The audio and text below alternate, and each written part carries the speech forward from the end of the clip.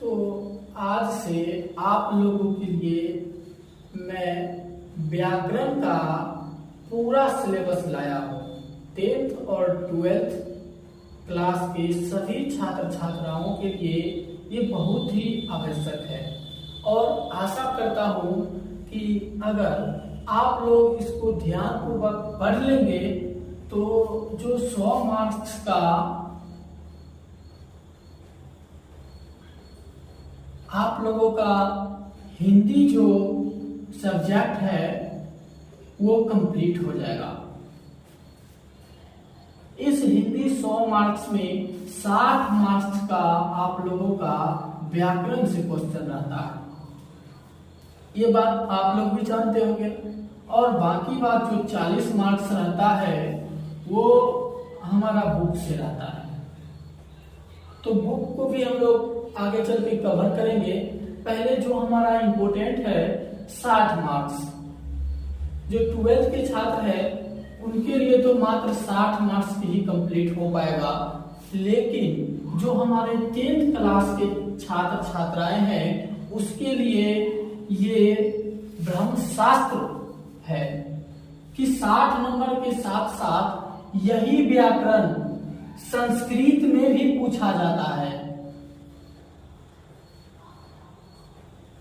अगर इस 60 मार्क्स को आप लोग कवर कर लेते हैं तो इसके साथ साथ आपको 60 नंबर का और बेनिफिट मिलने वाला है संस्कृत में। तो हम आज आप लोगों को बता देते हैं कि कौन कौन से टॉपिक पढ़ाने वाले हैं आप लोगों को। तो सबसे पहला जो टॉपिक है वो हमारा स्टार्ट होता है कि भाषा। इससे क्वेश्चन पूछा नहीं जाता है हमारे एग्जाम में, लेकिन पढ़ना अति आवश्यक है। सबसे पहले जानना होता है कि लैंग्वेज क्या होता है, भाषा क्या होती है। उसके बाद जो हम लोग पढ़ेंगे वो पढ़ेंगे वर्ण, जो लगभग इससे 2 मार्क्स का क्वेश्चन हर एग्जाम में रहता है। 2 मार्क्स का क्वेश्चन इससे रहता ही रहता है। अगर इसको हम लोग कवर कर लेते हैं तो 2 मार्क्स हमारा कंप्लीट हो सकता है। आगे है शब्द। शब्द से भी क्वेश्चन 1 नंबर का कभी कभार पूछ देता है, 1 मार्क्स का। आगे रहा पद। पद से कोई भी क्वेश्चन पूछा नहीं जाता है, लेकिन इसको पढ़ना अति आवश्यक है, क्योंकि अगर जब तक पद नहीं जानेंगे तब तक हमको पता ही नहीं चलेगा कि सेंटेंस में हम क्या पढ़ रहे हैं, वाक्य में क्या पढ़ रहे हैं, शब्द क्या होता है।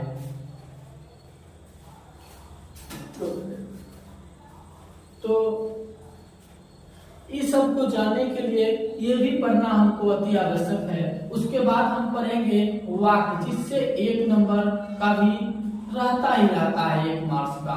उसके आगे है संज्ञा, इससे भी 1 या 2 मार्क्स का क्वेश्चन रहता है।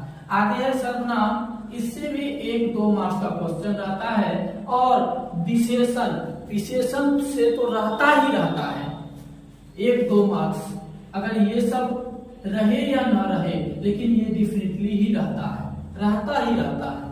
आगे है क्रिया, इससे कोई क्वेश्चन नहीं पूछा जाता है। आगे क्रिया विशेषण, इससे भी कोई क्वेश्चन पूछा नहीं जाता है। कभी कभार दोनों मिला के दोनों में से कोई 1 नंबर का मार्क्स का दे सकता है। आगे है संबंध बोधक, इससे भी 1 मार्क्स का रह भी सकता है और नहीं भी रह सकता है। आगे है समुच्चय बोधक, जिसको एक नाम से और हम जानते हैं, उसका नाम है अव्यय। अव्यय, इस अव्यय से 1 क्वेश्चन रहता ही रहता है। इससे भी इसका नाम समुच्चय बोधक बोले या अव्यय बोले, बात हमारी क्या है, बराबर है। आगे है हमारा विस्मयादि बोधक, ये भी एक अव्यय ही है, लेकिन इससे भी क्वेश्चन देखने को आप लोगों को मिल सकता है। आगे है वचन। वचन ये तो जरूरी नहीं है, लेकिन पूछ देता है कभी कभी 1 नंबर में कि बताइए ये कौन सा एक वचन है कि बहुवचन है। लेकिन संस्कृत में यही एक वचन द्विवचन नहीं होता है, उसमें 3 प्रकार हो जाते हैं वचन के, एक वचन और द्विवचन और बहुवचन। तो ये हम लोगों के लिए पढ़ना बहुत ही आवश्यक है। इसके आगे है लिंग। लिंग से क्वेश्चन आप लोगों को 2 मार्क्स का देखने को मिलेगा, जरूर ही मिलेगा। आगे है कारक। कारक से भी 2 मार्क्स का देखने को मिल सकता है। आगे पुरुष, ये पढ़ने के लिए आवश्यक है। आगे है उपसर्ग। उपसर्ग से भी 2 मार्क्स या 1 मार्क्स देखने को मिल सकता है। आगे है प्रत्यय। प्रत्यय से भी 2 मार्क्स का क्वेश्चन रहता है। आगे है हमारा संधि, जो सबसे इंपॉर्टेंट टॉपिक है। सबसे इंपॉर्टेंट टॉपिक है। इसको पढ़ने के लिए लगभग हम लोग को 1 मंथ लग ही जाएगा, लेकिन इसको बच्चे सब समझ नहीं पाते हैं।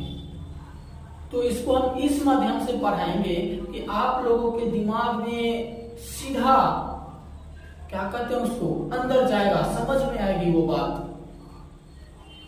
और उस कारण से आप लोग इसको अच्छे से अध्ययन कर पाएंगे, अच्छे से अध्ययन कर पाएंगे। और इससे आपको 3 से 4 मार्क्स का क्वेश्चन देखने को मिलेगा। 3 से 4 मार्क्स देखने को मिलेगा। आगे अवयव की चर्चा तो हम कर ही लिए हैं। आगे है समास। समास से भी आपको 3 से 4 नंबर को देखने को मिलेगा। आगे है छंद। इससे कभी कभार पूछ भी देता है और नहीं भी पूछता है। आगे अलंकार में भी वही बात है, पूछ सकता है, नहीं भी पूछ सकता है। आगे है पर्याय, विलोम शब्द, मुहावरा। इससे तो रहता ही रहता है, चाहे आप कोई भी एग्जाम दीजिए, लेकिन इस सब से तो रहता ही रहता है। 1-2 मार्क्स का इससे भी पूरे टोटली मिला के हम लोग समझ लिए तो 3 मार्क्स। आगे है लोकोक्तियां। इससे सब मिला के इतना नंबर का पूछा जाता है। आगे है पत्र लेखन, जो सबसे इंपॉर्टेंट टॉपिक है, जो हमारा स्कोरिंग के लिए ये टॉपिक बहुत ही जरूरी है, क्योंकि किसी में 5 मार्क्स तो किसी में 8 मार्क्स, किसी में 4 मार्क्स, इतना का देता है। आगे है निबंध, जो हमारे एग्जाम में ये भी लगभग 10 मार्क्स या 8 मार्क्स में पूछा जाता है। तो इस सब टॉपिक का नाम आप लोगों को आज हम बता दिए हैं, और नेक्स्ट डे से हम कोशिश करेंगे कि अच्छे से अच्छे आप लोगों को टॉपिक का पढ़ाया जाए और सिखाया जाए आप लोगों को। ठीक है, तो नेक्स्ट डे में हम चर्चा कर लेंगे इस टॉपिक को। और रही बुक की बात, तो बुक को हम लोग किसी और दिन अध्ययन करवा देंगे आप लोगों को।